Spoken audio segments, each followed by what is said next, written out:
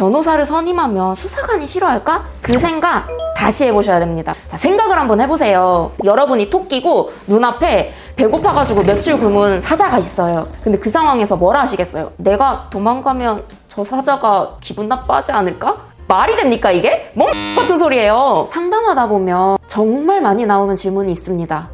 변호사 선임하면 수사관이 싫어하지 않을까요? 괜히 날 압박하거나 더 나쁘게 보지 않을까요? 그런데요, 수사관은 생각보다 여러분에게 아무런 감정이 없습니다. 여러분에게는 인생이 걸린 일이지만 수사관에게는 수많은 일 중에 하나예요. 수사관이 해야 할 일은요, 여러분의 혐의를 입증하고 그것을 보고서로 정리해서 검찰에 넘기는 겁니다. 그럼 우리가 할 수 있는 건 두 가지죠. 하나는 저 그런 적 없어요 하고 부인하는 것, 또 하나는 네 맞아요 잘못했어요 하고 인정하는 것, 두 가지일 겁니다. 그러면 자 봐봐요.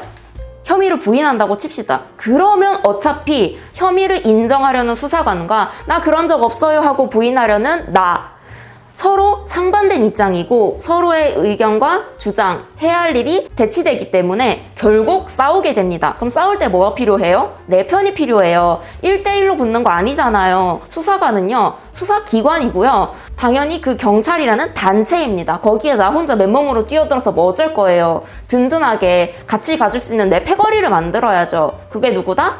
변호사다. 배고픈 사자 앞에서 얌전히 잡아먹히는 토끼는 착한 게 아니에요. 멍청한 거죠. 잡아먹힐 거예요? 도망가야죠. 미친 듯이 막 이렇게 뛰어야 될 거예요. 그걸 도와주는 게 누구? 변호사인 거죠. 여러분이 변호사를 선임을 하는 건 누군가의 눈치를 보기 위한 게 아니라 헌법이 보장한 권리, 피의자의 방어권입니다. 그러면 이제 반대로 내가 혐의를 인정합니다. 나 잘못했어요. 그럴 때 특히 내가 어차피 잘못했다고 빌고 양형자료 이렇게 해갖고 제출할 건데 변호사가 굳이 필요할까?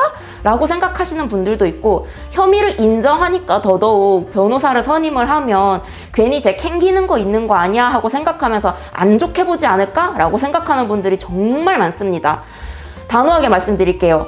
인정하는 사건이어도 내가 수사관 눈치를 보고 싹싹싹싹 빌고 있는 상황이라도 변호사는 있어야 합니다. 자, 봐봐요. 수사관이 막 이제 뭔가를 얘기를 해요. 질문을 던져요. 근데 뭐라고 하는지도 모르고 뭐가 중요한지도 모르고 잘못했어요 하면서 막 바짓가랑이 붙들고 울어. 수사관은 그걸 보고서로 정리해서 올려야 된다.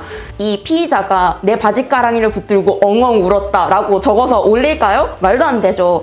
그 울고 불고 난리치는 와중에 법적 쟁점을 파악해서 정리해서 올려야 한다는 겁니다. 그럼 그 과정에서 내가 죄송해요 잘못했어요 하고 우는 그것들이 얼마나 반영이 되겠어요? 거의 날아가겠죠. 그리고 이 사람들은 혐의를 입증하는 게 일이니까 이만큼의 일이다 하더라도 온갖 다른 거를 끼워 맞춰서 혹은 해석에 약간의 오류가 있어서 내가 한 일이 이만큼이나 부풀려져서 넘어갈 수도 있다는 겁니다. 그런데 여기에서 변호사를 선임해서 변호사가 같이 들어가면 어떻게 될까요? 자, 우리 변호사 선임하면 경찰 조사 준비를 하게 되잖아요.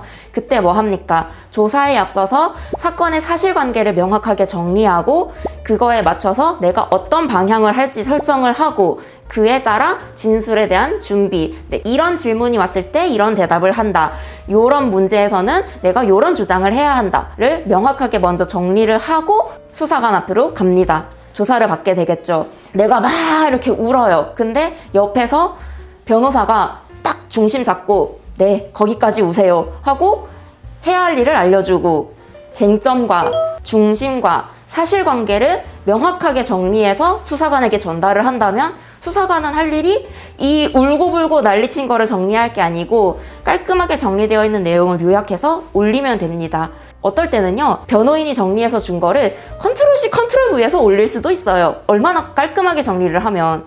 그게 왜 필요하다? 수사관이 일을 덜 하는데 필요하다. 그건 뭐다? 내가 야근을 안 해도 돼. 그럼 당연히 호감이 올라가겠죠. 그런 겁니다. 여러분에게는 그 카드가 없어요.